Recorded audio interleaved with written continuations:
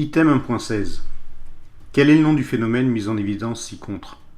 C'est le phénomène d'interférence car il y a deux fentes. Si on zoome sur la photo, on observe sur l'écran, représenté par un trait vertical blanc, une succession de lignes lumineuses et sombres. Sachez que l'interférence est un phénomène courant. Lorsque vous voyez des couleurs de l'arc-en-ciel dues à l'essence sur la route, ou sur les ailes d'une libellule, ou encore sur un CD, éclairé par une lumière blanche par exemple, cela est dû au phénomène d'interférence. On retrouve le phénomène d'interférence lorsque deux stations radio ont des fréquences très proches. En effet, on n'entend pas clairement l'une ou l'autre des radios, on dit qu'elles interfèrent entre elles. Alors, item 1.17. Quelles sont les conditions pour observer le phénomène d'interférence? Alors, il faut savoir que les deux sources doivent être synchrones, c'est-à-dire de même fréquence, mais également cohérentes entre elles, c'est-à-dire issues d'une même source. Si on zoome sur la photo de droite, seul le laser de la photo du dessus remplit ces conditions.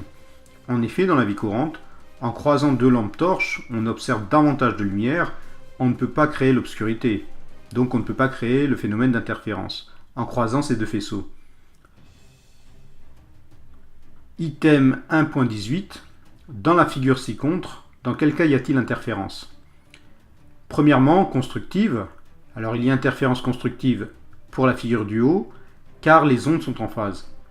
Deuxième question, interférence destructive. Alors il y a interférence destructive pour la figure du bas, car les ondes sont en opposition de phase. On va comprendre pourquoi il y a des raies colorées et donc des interférences constructives lorsque les deux ondes arrivent en phase, à un point, ou des raies sombres lorsqu'il y a interférence destructive lorsque les deux ondes arrivent en opposition de phase.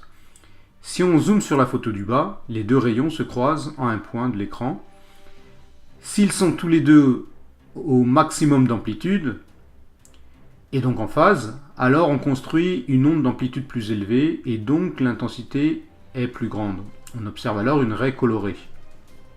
Par contre, si l'un des rayons est au maximum d'amplitude, tandis que l'autre au minimum d'amplitude, au même moment et au même point, c'est-à-dire les deux ondes sont en opposition de phase, alors les deux ondes se détruisent mutuellement, on obtient une raie sombre. En résumé, les deux ondes périodiques sinusoïdales pouvant arriver décalées à cause du chemin supplémentaire parcouru par les rayons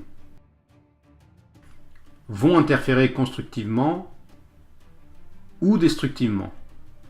Item 1.19. Il y a deux questions à trous. Alors, un maximum observé sur l'écran est une interférence constructive. Un minimum d'obscurité est une interférence destructive. Si on zoome sur la photo du bas à droite, l'interférence constructive est représentée par une ligne rouge, tandis que l'interférence destructive est représentée par une ligne noire. Item 1.20. Il y a interférence constructive lorsque les deux ondes sont en phase. On l'avait vu précédemment, deux ondes sont en phase lorsque leur maximum se superpose. Item 1.21. Il y a interférence destructive lorsque les deux ondes arrivent en un point en opposition de phase. Des ondes en opposition de phase sont deux ondes telles que lorsque l'une est maximum, l'autre est minimum.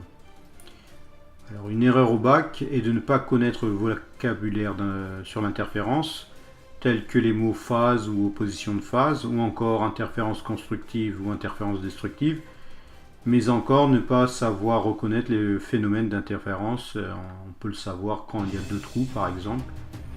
Voilà, ça peut être l'un des critères. Si tu aimes cette vidéo et si tu souhaites que je rajoute d'autres questions pour le bac, je t'encourage à cliquer sur le like ci-dessous.